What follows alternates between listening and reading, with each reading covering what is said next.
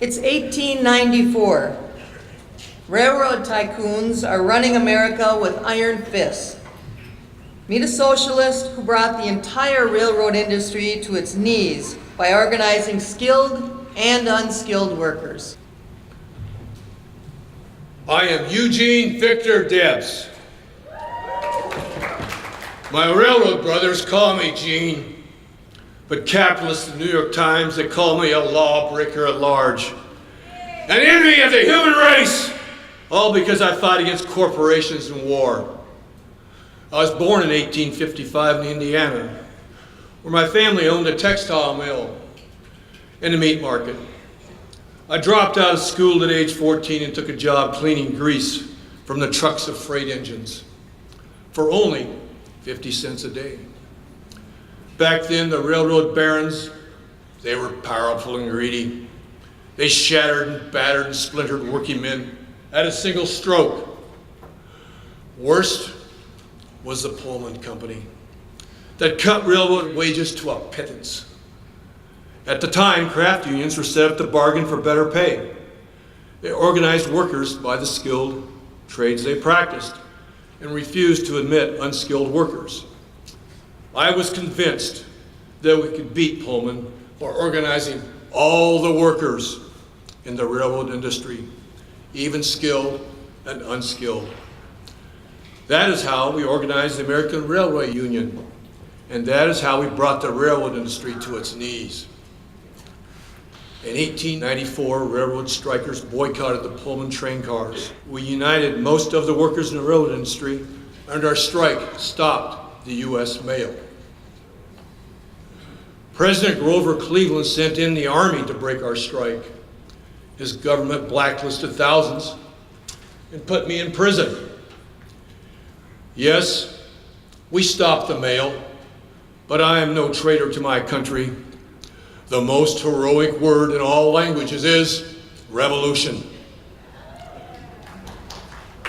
I am opposed to any social order which it is possible for one man who does absolutely nothing useful to amass a fortune of hundreds of millions of dollars, while millions of men and women who work all the days of their lives secure barely enough for a wretched existence. Yes, I am my brother's keeper. I am under a moral obligation to him. What would you think of me if I were capable of seating myself at a table and gorging myself with food and saw about me the children of my fellow beings starving to death? While there is a lower class, I am in it. While there is a criminal element, I am of it. And while there is a soul in prison, I am not free. I was jailed for 6 months after the loss of the Pullman strike. Comrades, they mailed me a steady stream of letters and books. By the end of my sentence, their socialism turned my darkness into light. I spent the final 3 decades of my life preaching the socialist cause. 4 times, I was a Socialist Party candidate for President of the United States. In 1920, I ran for president while in prison and got nearly 1 million votes. I dismissed the electoral process, though, but politics matter. The class which has the power to rob upon a large scale also has the power to control the government, legalize our robbery, and send us all off to war. If you go to Washington, you'll find that almost all of those corporation lawyers and cowardly politicians, members of Congress, and misrepresentatives of the masses claim in glowing terms that they have risen from the ranks to places of eminence and distinction. I am very glad that I cannot claim that for myself.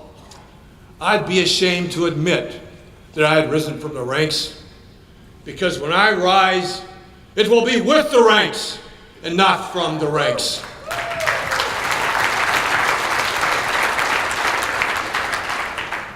The master class has always declared the wars, The subject class has always fought the battles. No war by any nation in any age has ever been declared by the people. I am not a capitalist soldier. I am a proletarian revolutionist. The only war I support is for social revolution. When workers are in partnership and have stopped clutching each other's throats, and when we have stopped enslaving each other, we will stand together, hands clasped, and be friends. We will be comrades. We will be brothers. And we will begin to march to progress towards the grandest civilization the human race has ever known. I am not a labor leader. I do not want you to follow me or anyone else. Too long have the workers of the world waited for some Moses to lead them out of bondage.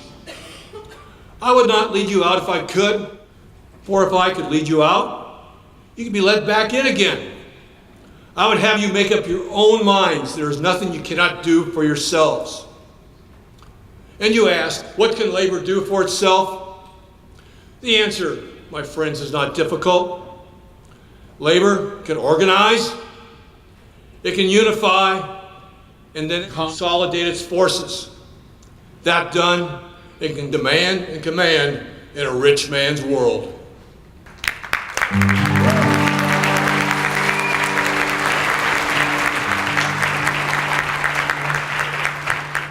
Which side are you on? Which side are you on? Help us here. Which side are you on? Which side are you on? Come on, you good workers, good news to you I'll tell of how the good old Union has come in here to dwell. Which side are you on? Which side are you on? Which side are you on? Oh yeah, which side are you on? My mother fought for AFSCME, like her I'm fighting now. We must stand together, we must never back down. Which side are you on? Oh yeah, which side are you on? Which side are you on? Tell me, which side are you on?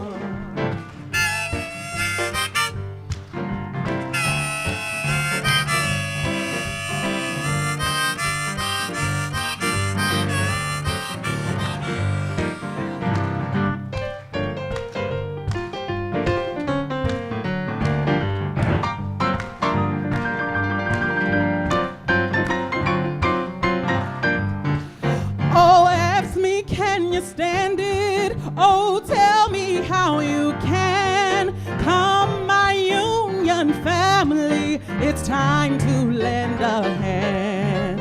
Which side are you on? Tell me, which side are you on? Which side are you on? Oh yeah, which side are you on? Don't scab for the bosses, don't listen to their lies. Us working folk ain't got a chance unless we organize. Come on, which side are you on?